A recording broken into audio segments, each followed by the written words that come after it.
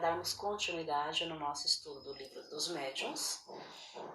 E antes de iniciar o nosso estudo, convido a todos para fazermos uma prece de agradecimento por mais uma oportunidade abençoada de estudo.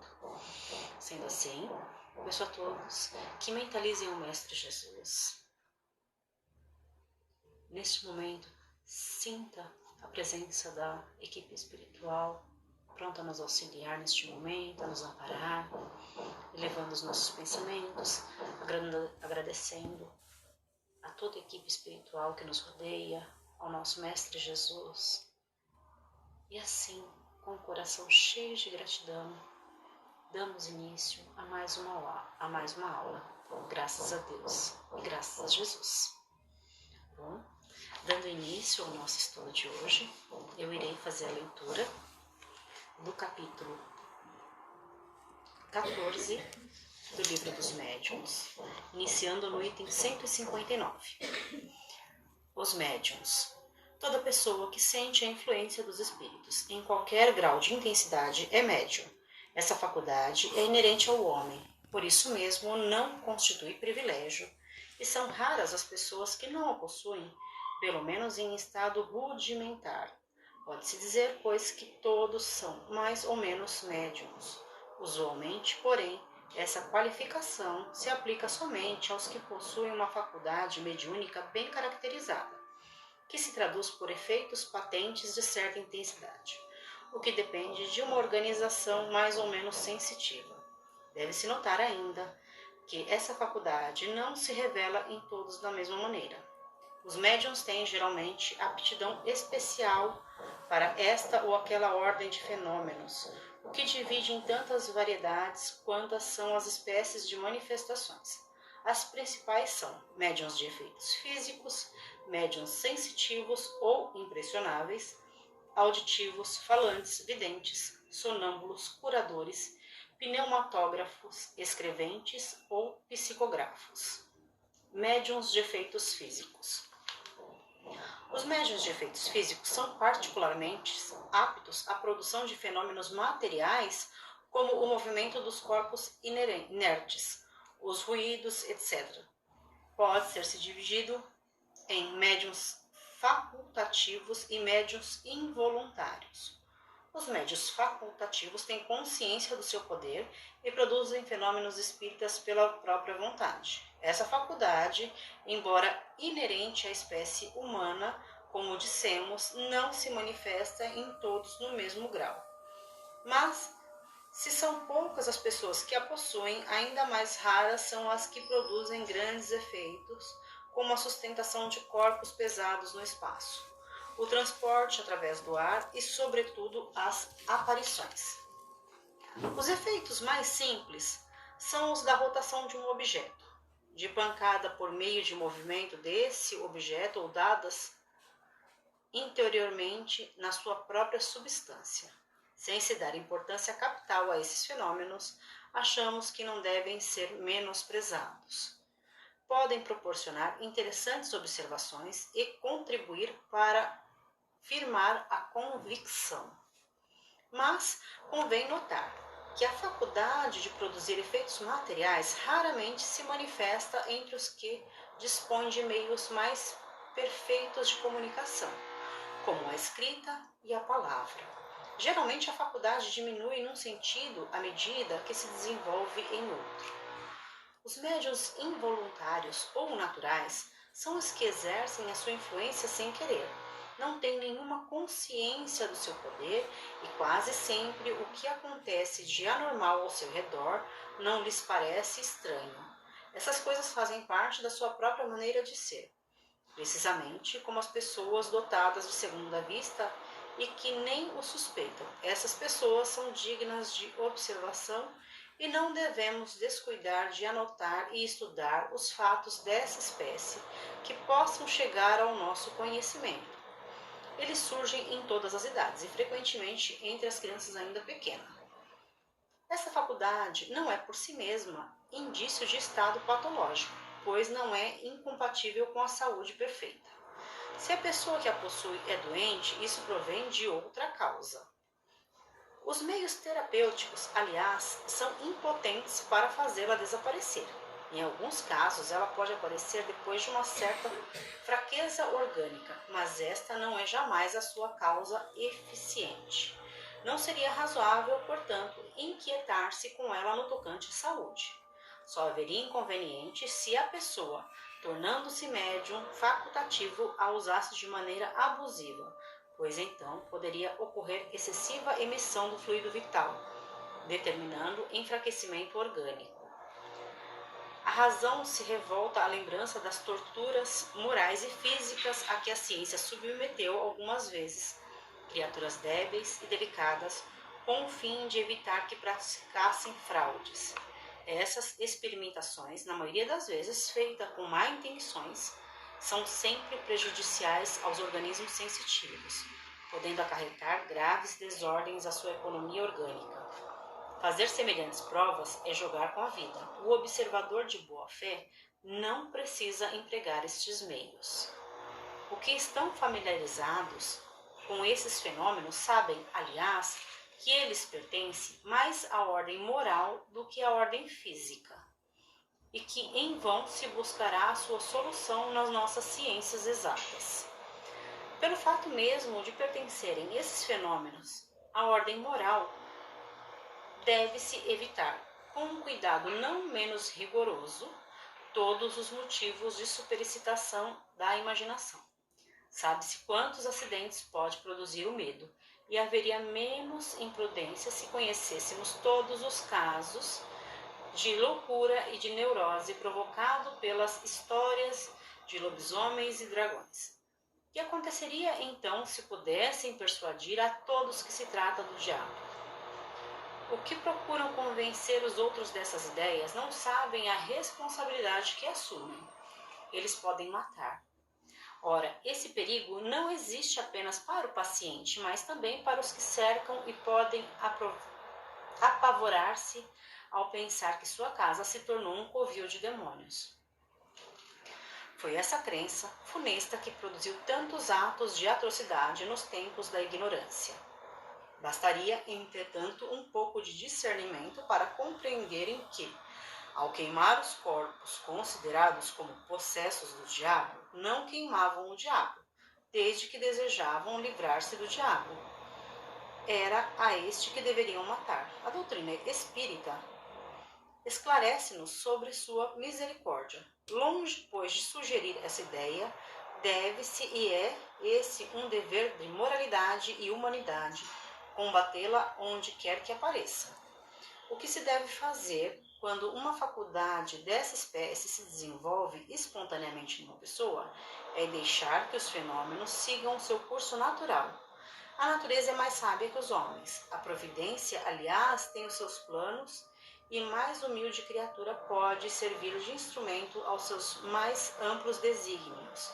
Mas devemos convir que os fenômenos assumem, às vezes, proporções fatigantes e importunas para todos. Em todos esses casos, convém fazer o que passamos a explicar no capítulo 5, manifestações físicas espontâneas. Demos já alguns conselhos a respeito, dizendo que é necessário estabelecer relações com o espírito para saber o que ele deseja. O meio seguinte é igualmente baseado na observação. Para obter essa condição, é necessário fazer a pessoa passar do estado de médium natural para o médium facultativo. Produz, então, um efeito semelhante ao que se verifica no sonambulismo. Sabe-se que o sonambulismo natural cessa geralmente ao ser substituído pelo sonambulismo magnético. Não se extingue a faculdade de desprendimento da alma, mas se dá-lhe outro curso. O mesmo acontece com a faculdade mediúnica. Para isso, em vez de impedir as manifestações, o que raramente se consegue nem sempre está livre de perigo, é necessário levar o médium a produzi-la por sua vontade, impondo-se ao espírito. Dessa maneira, o médium chega a sujeitá-lo. E de um dominador, às vezes tirano, faz um subordinado, frequentemente bastante dócil. Fato digno de nota é que a experiência confirma que uma criança, nesse caso, tem a mesma e muitas vezes maior autoridade que um adulto. É outra prova a favor desse princípio fundamental da doutrina, segundo o qual o espírito só é criança pelo corpo, tendo em si mesmo um desenvolvimento anterior à sua encarnação atual, que pode lhe conferir ascendência sobre espíritos que lhe são inferiores. A moralização do espírito, pelos conselhos de uma pessoa influente e experimentada, se o médium não estiver em condições de fazê-lo, é quase sempre um meio muito eficaz. Voltaremos mais tarde a este assunto. E a esta categoria mediúnica, ao que parece que deviam pertencer às pessoas dotadas de uma certa carga de eletricidade natural, verdadeiros torpedos humanos, produzindo por simples contato todos os efeitos de atração e repulsão. Seria errôneo, entretanto, considerá-las como médium, porque a verdadeira mediunidade supõe a intervenção direta de um espírito. Ora, experiências provaram de maneira conclusiva que, nesse caso, a eletricidade é o único agente dos fenômenos. Essa estranha faculdade, que quase se poderia chamar de doença, pode às vezes ligar-se à mediunidade, como se vê no caso do espírito batedor. Mas, na maioria das vezes, é completamente independente. Segundo dissemos, a única prova de intervenção dos espíritos é o caráter inteligente das manifestações.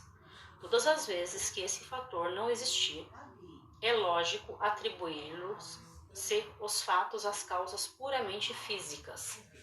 Resta a questão de saber se as pessoas elétricas teriam maior aptidão para se tornarem médios de efeitos físicos. Acreditamos que sim, mas isso só poderia ser verificado pela experiência. Chegamos aqui ao final da leitura e vamos conversar um pouquinho a respeito, do que acabamos de estudar. Esse trecho ele é uma introdução à explicação dos diversos tipos de mediunidade. Aqui vemos um pouco sobre a mediunidade de efeitos físicos, que seria a mediunidade onde o indivíduo, através do fluido vital, pode produzir efeitos que qualquer pessoa veja ou ouça.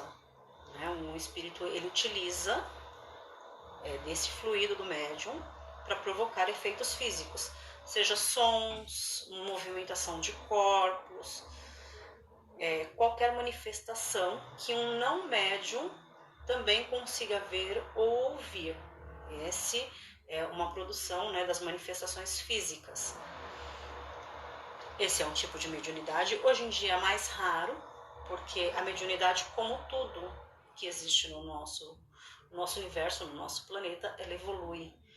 E essa evolução também se caracterizou dentro da mediunidade, onde a escrita, a fala, ela é mais comum, vamos dizer assim, se encontra em maior número de médiums nesse quesito, nessa questão, porque é o que é mais necessário, é a forma mais direta que a espiritualidade tem de se comunicar conosco, tem de nos passar informações, ensinos, de nos orientar.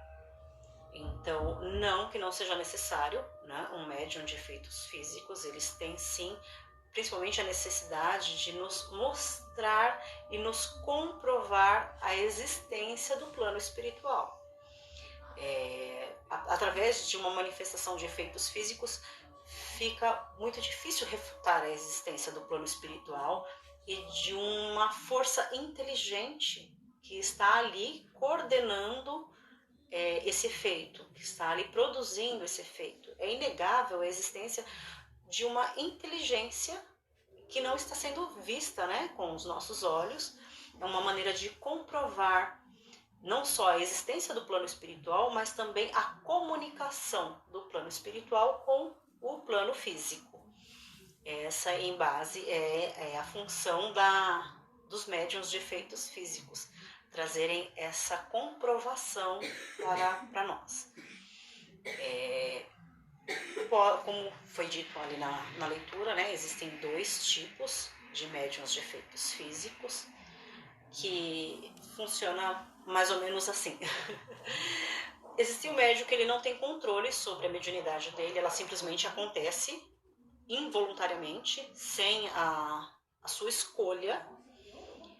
E existe também a mediunidade facultativa, onde o médium aprende a dominar a sua mediunidade. Essa é uma das questões da necessidade de muito estudo do médium. Nós, como médiums, precisamos estar sempre estudando e trabalhando a nossa mediunidade para que ela seja, sim, facultativa. Por quê? A mediunidade, quando ela não está sob nosso controle, estamos à mercê desse espírito que está produzindo esses efeitos. Porém, não sabemos qual é a identidade e nem mesmo qual a intenção deste espírito. E o médium fica sobre a sua dominância. Porém, quando o médium aprende a trabalhar e a dominar a sua mediunidade, ele passa de ser dominado para ser dominante. Ele não permite mais que o espírito faça do seu corpo físico, da sua mediunidade, o que ele quer. É ao contrário. O espírito vai fazer somente o que o médium permitir. Isso traz mais segurança para o médium e também evita que espíritos com más intenções possam se utilizar da mediunidade de forma inconveniente. E, bom, aqui finalizamos, né, um pouquinho mais desse estudo.